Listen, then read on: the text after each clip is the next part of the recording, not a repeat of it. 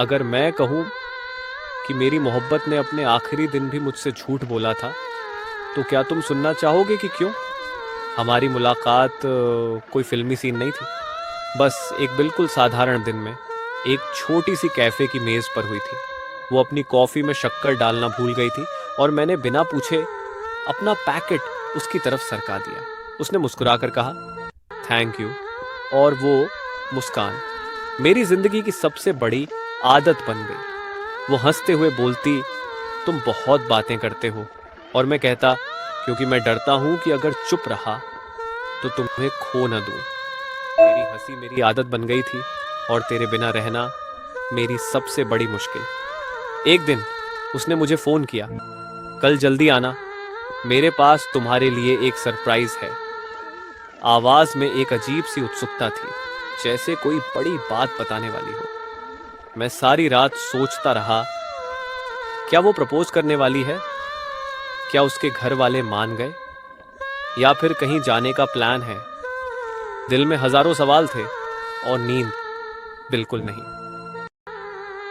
सुबह होते ही बेचैनी बढ़ने लगी, घड़ी की सुइयां जैसे रुक गई हों।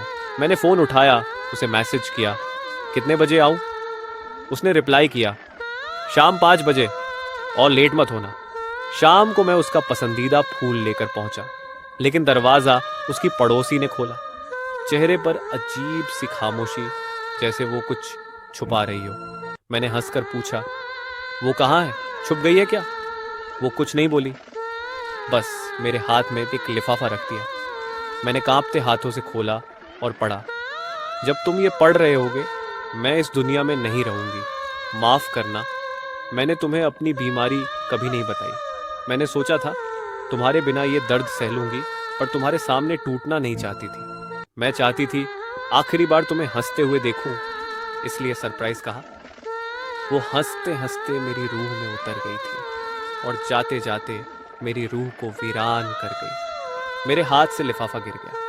मैं उसके कमरे में गया, बिस्तर खाली, खिड़की खुली और हवा में उसकी खुशबू। बस यही बचा था। मैं सोच रहा था, क्यों नहीं बताया उसने? क्या मैं इतना अजनबी था, या वो सच में मुझे टूटता हुआ नहीं देखना चाहती थी? कुछ दिन बाद उसकी माँ ने मुझे एक छोटी सी डायरी दी।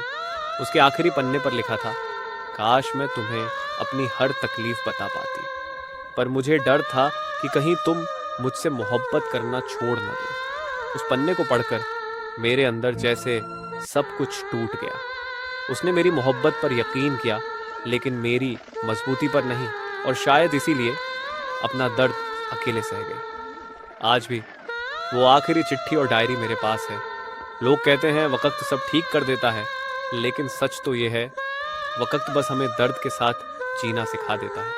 अब जब भी बारिश होती है, मैं उस पहले दिन को याद करता हूँ जब उसने मुस्कुराकर कहा था, थैंक यू। और मैं सोचता हूँ, काश उस दिन मैं उससे कह देता, मैं हमेशा तुम्हारे साथ हूँ। तेरे जाने के बाद मोहब्बत का मतलब बदल गया।